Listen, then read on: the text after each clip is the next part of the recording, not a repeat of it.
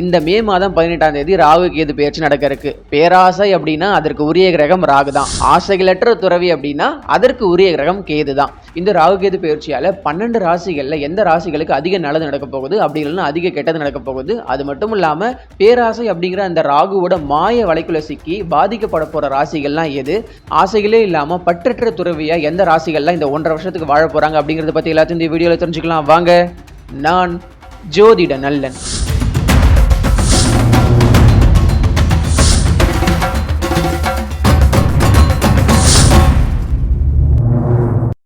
Video ஆரம்பிக்கிறதுக்கு முன்னாடி எப்பயும் சொல்கிற ஒரு விஷயம் தான், ராசி பலன் அப்படிங்கிறது ஒரு பொது பலன் தான். இது துல்லிய பலன் கிடையாது. எதையே நீங்கள் முழு பலனாக எடுத்துக்கிட்டு உங்கள் வாழ்க்கையில் எந்த ஒரு பெரிய முடிவுகளையும் எடுக்கக்கூடாது அப்படின்னு நான் முன்கூட்டியே சொல்லிடுறேன்.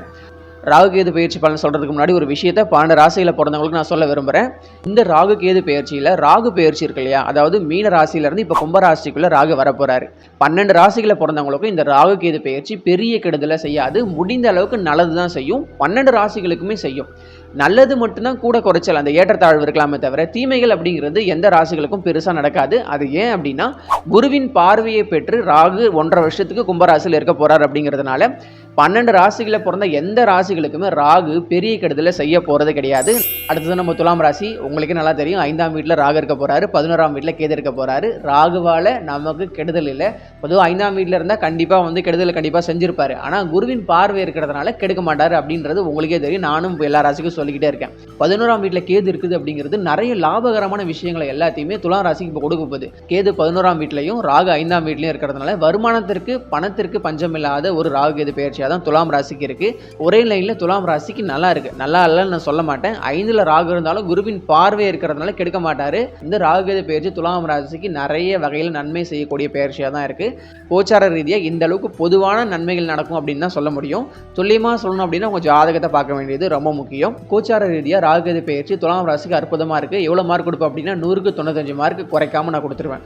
அடுத்ததான் நம்ம கன்னிராசி. லக்னத்தில் கேது, 7ஆம் இடத்துல ராகு. இந்த உறவுகள் விஷயத்தில், நண்பர்கள் விஷயத்தில் அப்படின்னு உறவு சார்ந்த விஷயங்களில் உங்களை வாட்டி வதைச்சி எடுத்துட்டாரு.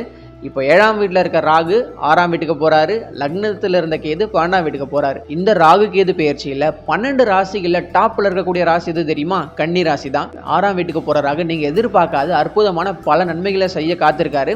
குருவின் பார்வை விழுது. 6ஆம் வீட்டில் ராகு இருக்கிறது நல்லது. கண்டிப்பா 6ஆம் வீட்டில் இருக்கிற ராகு கடன் இல்லாத தன்மையை, நோய் இல்லாத தன்மையை, எதிரி இல்லாத தன்மையை அப்படின்னு இது போல நமக்கு தேவையே இல்லாத தீய விஷயங்களை எல்லாத்தையும் அவரே கெடுத்து அதை உங்க பக்கம் நெருங்க விடாமல் பண்ணிடுவாரு.